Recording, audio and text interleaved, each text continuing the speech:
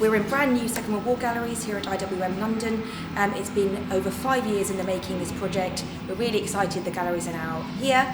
They tell the full global story of the Second World War. So we've got lots of different objects which tell that story, lots of different people, over 100 people's stories in the spaces from 30 different countries. So we've been really careful to tell that full international story of the war.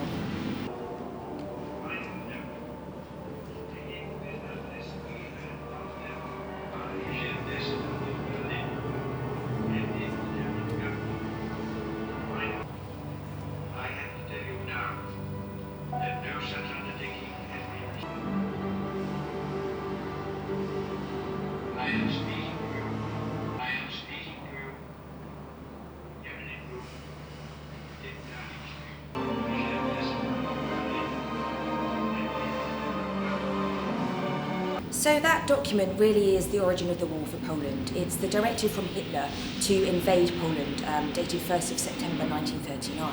And Germany had a secret agreement with the Soviet Union that they would both invade Poland and attack simultaneously. So that's what happened, and Poland really was taken over. It ceased to exist as a country, basically. So it was a really brutal campaign, and really swiftly, Poland really disappeared from the map. And it really kicked off the war in Europe, at least.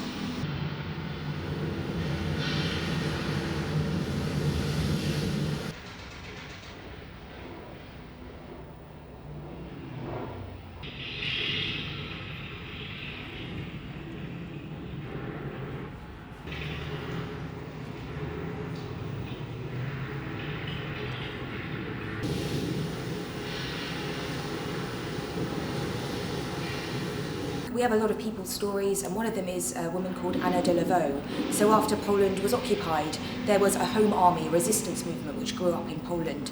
And at one point in the war, the home army rose up and tried to free Warsaw from German occupation. They were unsuccessful in this, and Anna was one of the members of this home army, this resistance force, and she was captured and taken prisoner. And she was wearing an armband, which we have on display, and because she was wearing that, that kept her from being captured and perhaps executed, because she was part of an army. It identified her as a fighter.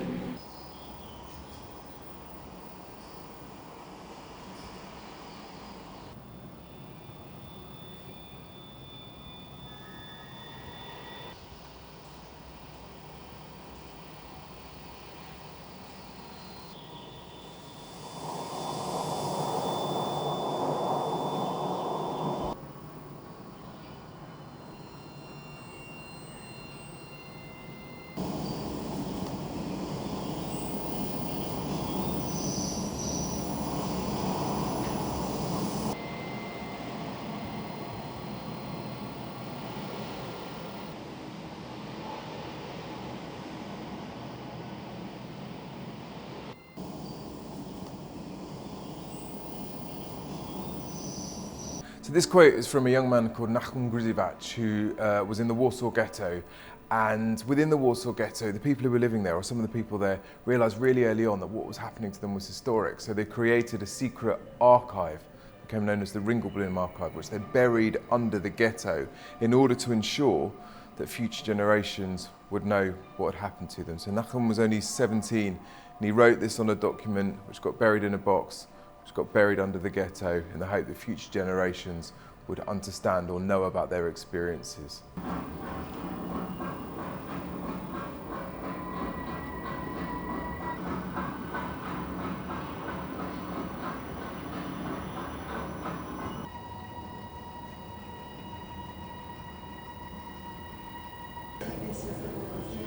Well, if you think I was saying either way, the press can stop. There's a lot of Nazi stuff.